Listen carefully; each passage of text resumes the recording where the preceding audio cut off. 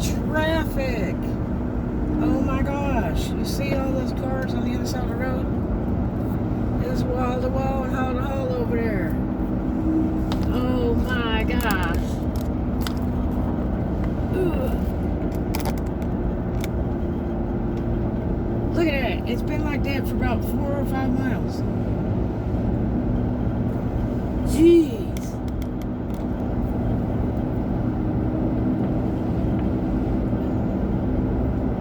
I didn't see any wreck or anything. Just looks like a ton of people. So they had this storm with a bunch of lightning coming down in Crestview. And oh my gosh. It was just as soon as I was walking in there, I'm like, okay, I'm coming to Crestview and it's raining on my parade over here. I can see it coming. And boy, sure as heck it did. It's pouring down. And then the next thing is, they had every emergency vehicle vetted on the face of this earth got to come through, one by one, and shove us all off the road. It was like being in Beverly Hills, California. Traffic was just ridiculous. Look at all these cars. Man.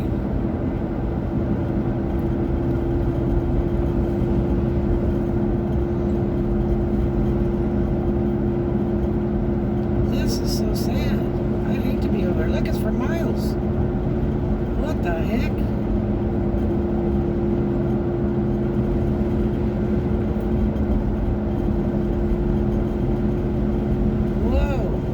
Like 4:15, but I have never seen so much traffic headed towards Crestview. 64 degrees, pretty decent.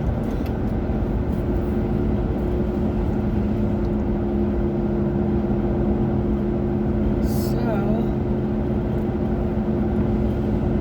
I had to drop by and say hi to a friend out in Crestview and brought them a mocha frappe. My co-worker was a little bit obnoxious to me, but it'll be all right. They'll learn.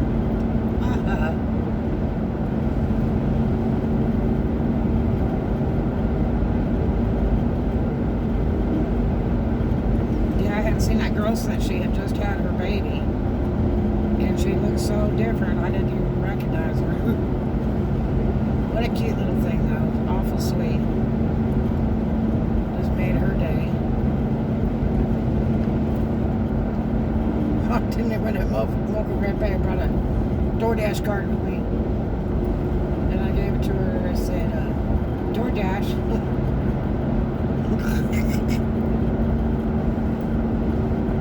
She was up at work.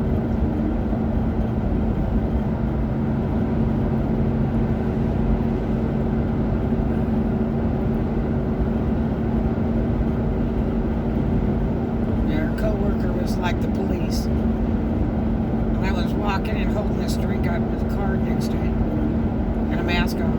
And she was going to meet me out of the car, but she's been pretty busy today. And so I thought, well, yeah, I'll just go in and pray a lot that there aren't a ton of people in there. And so Prance the name of that drink and walking straight through hoping to find her. And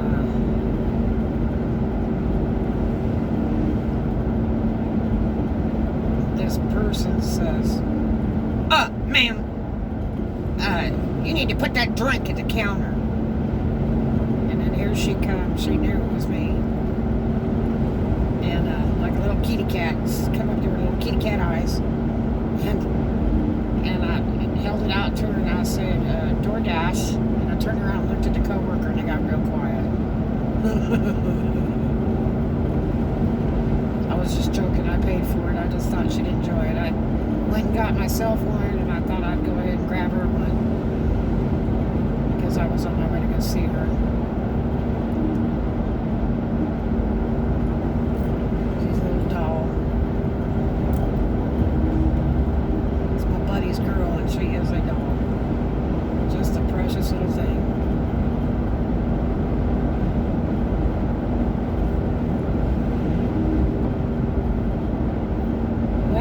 traffic stopped over there, so I wish those people well, because that's messy. I don't think I've ever seen it like that. Going out to Crestview, except for like 4 in the morning, it gets real busy because everybody's heading from Crestview to go to work at the base out at Eglin, and it'd be just like, I mean, in the darkness, but miles of people headed to Eglin. Eglin pays real well. I got a friend of mine that's trying to get a job out there, and I said, man, you need to do it. I said, if you can get on out there, I said, they sign contract with you. When you're not military, they'll sign contract with you, and usually the contract's good for a year, and they pay really, really well. I got a friend of mine's daughter did it up there in Alabama, and she got this job for a party organization or something, or a function organization, something like that. And what she does is they call her when they have, like somebody's birthday or some big, dinner party they're going to have for something or other. I gotta go here. If you'll let me in. I'll go this side. And so they'd call her department, and what she does, I think they call it party planner, was her job title.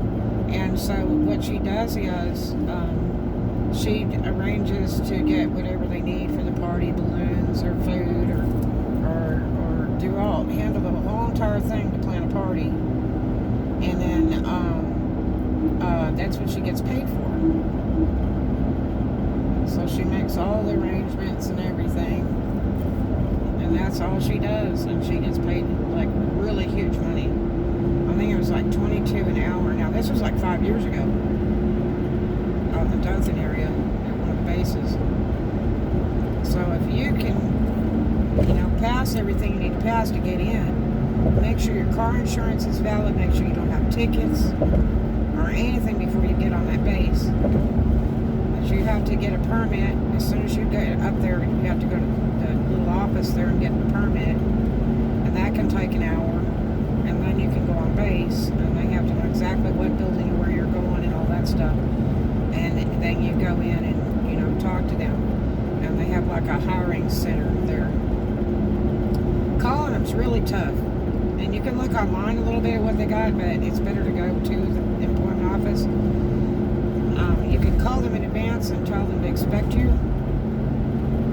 Just make sure all your stuff's up to date. A buddy of mine's wife went to go do that, and she drove through base without getting the permit, and her car insurance was invalid, so they put federal charges on her. She got arrested. So you gotta have your stuff straight. Make sure you have your driver's license and your registration for your car with you, because that's one of the things they're going to check. Make sure your car is real clean and neat inside, because you may get searched. That's just a standard procedure. But they don't just let anybody in there. Somebody could be driving in there with a bomb or something, So they're very, very protective of the base. But if you can, get a job there, it's really worth it, because they guarantee your pay for the term of the contract. It's pretty neat. And then when they go to renew contracts, they give you a higher rate usually. So, and 1 year goes by fast. It really does. But they usually pay you no matter what. This guy I was talking to, he was looking at a job buffing floors or something out there at the base. But that pays good, because my daughter's daddy years ago, back in the early 2000s,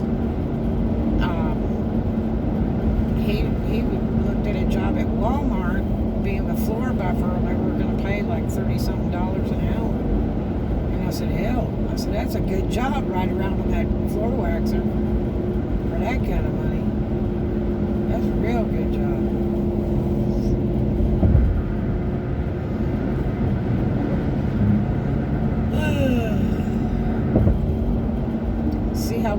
path is here on the right side. Isn't that nice?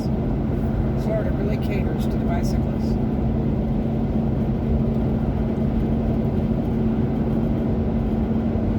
Oh my. I'm hoping that this storm doesn't come down this way because it was wretched in Crestview. Looks like it might have passed this way. So that storm probably was working south. I'm headed towards Fort Walton right now.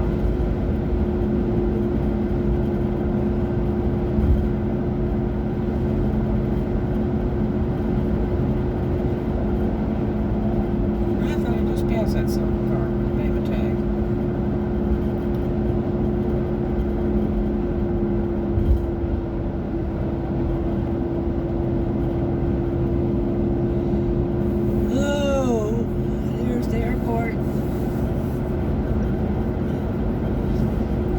Fly in or out of a place, this is one of the cheaper places to fly in and out of, because they call it Valpy Airport. It's really reasonable. It's not as crappy. It's only a little tiny place, and everything's closed at night in there, but they do have police there and security.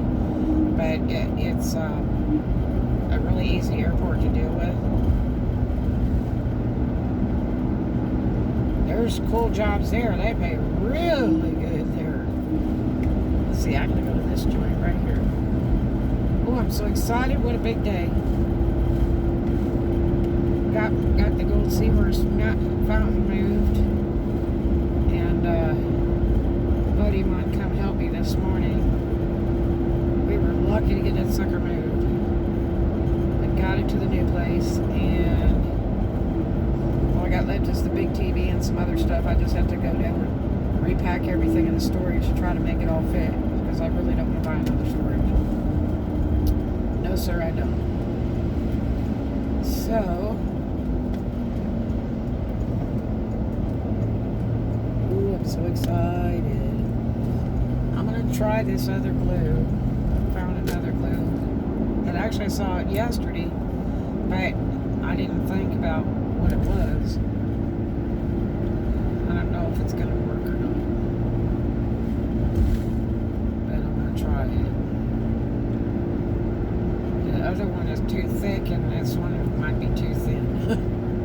But I can use a brush with this one, I think.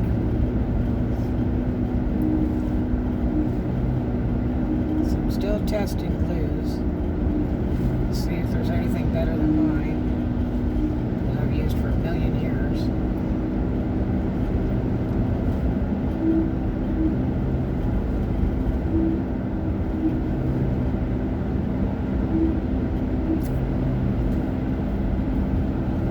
So I had a prospective customer send me a message last night on a featured item that I do, and it's a one of a kind. I won't be repeating that series at all.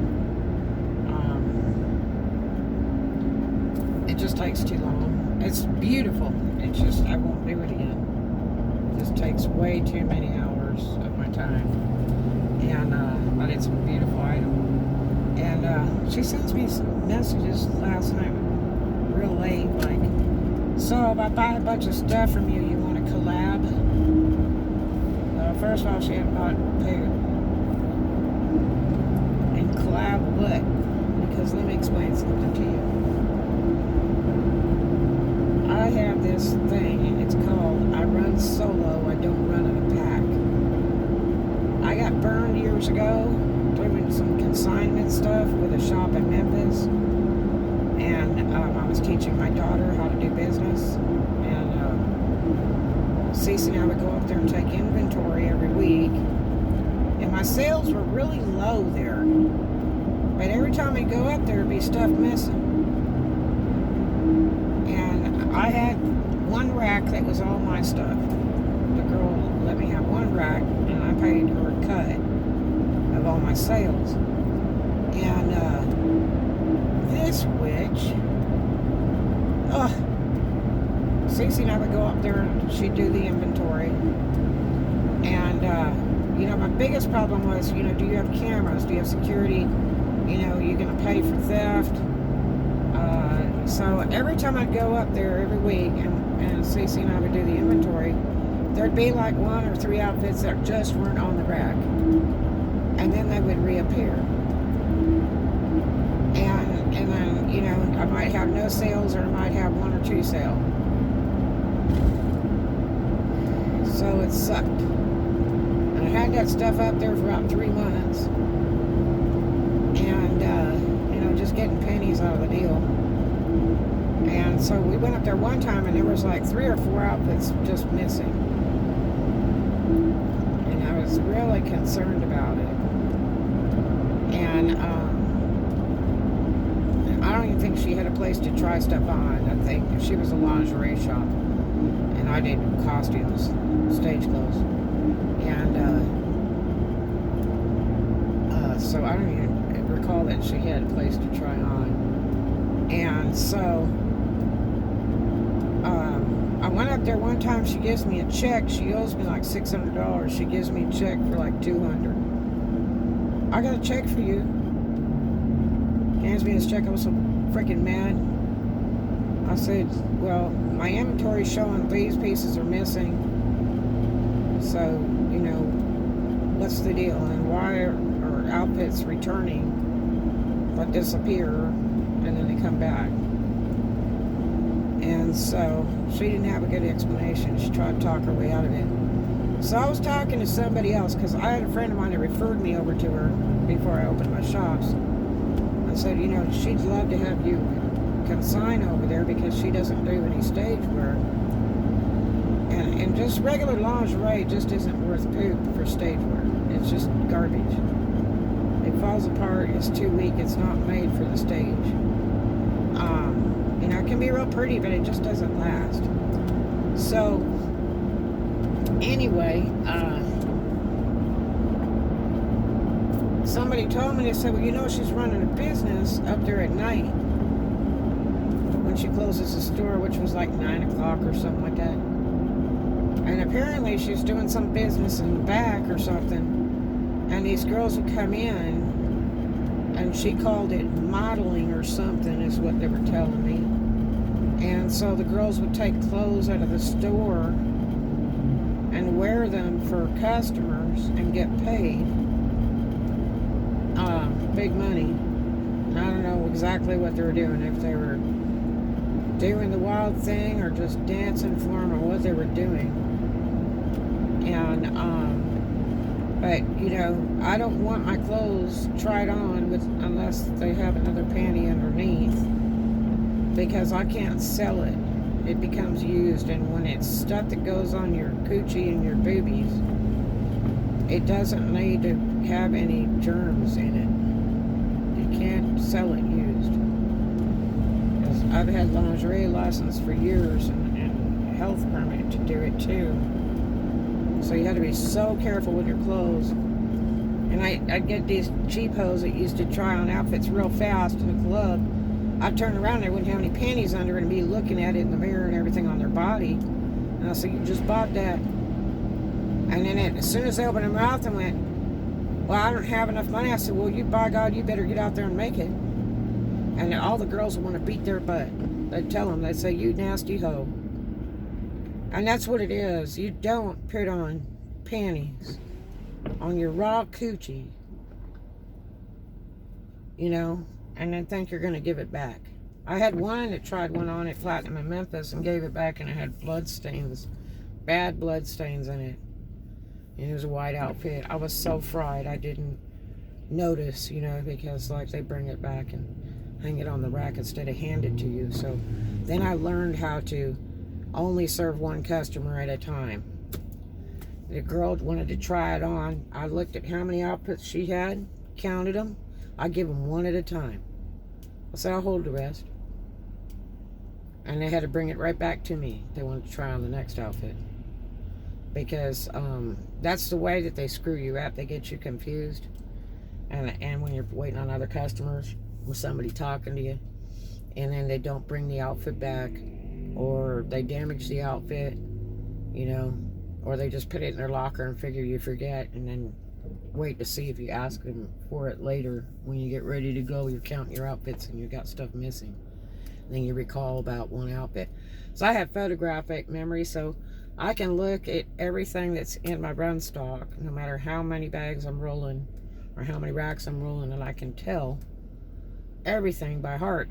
I used to let my daughter's daddy work for me, and he would run the clubs. He'd wear a suit and everything. He was real enchanting looking and everything, and he got a kick out of it. And he was very respectful to the girls, and they loved him pretty good.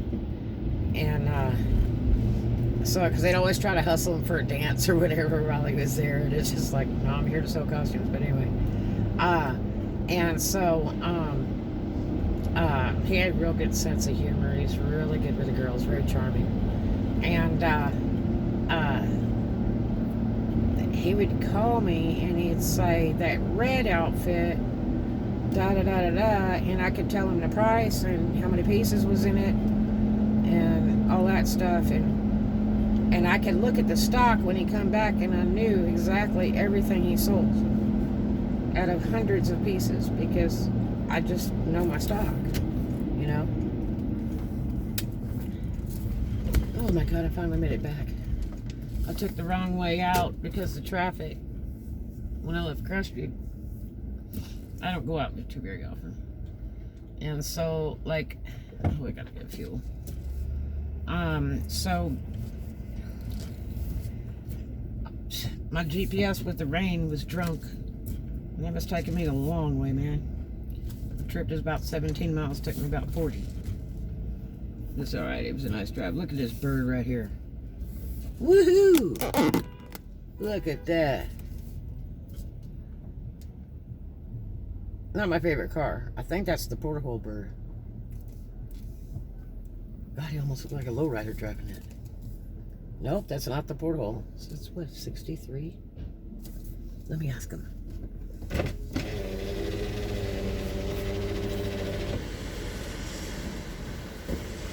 What year is your bird? I bet she gets yelled at all the time. What year is your bird?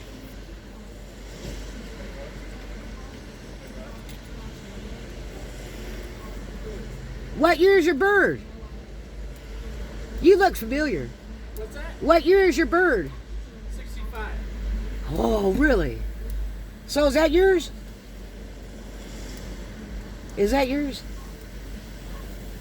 Is that your car? Yes. Wow. Was it your dream car, or how'd you end up with that? I got sick of driving a car that didn't have AC, so. It's a pretty thing. It sure is. I appreciate you taking a classic, man. Yeah. That's yeah, awesome. Absolutely. That's awesome. It's a lot safer car, too. It's all metal. Yeah, absolutely. You know what I mean? Yeah, I do. It's very nice. Very nice. They're very enjoyable to drive. So. Oh, yeah. Yeah. Sweet, dude. Thank you. I want you to see this car. Look at this thing. It's not a porthole, but it looks just like we just dropped right back into time. Isn't that amazing? All metal cars, they're so cool. Oh, okay, you guys. I gotta get some fuel for this big horsey. My cowboy Cadillac.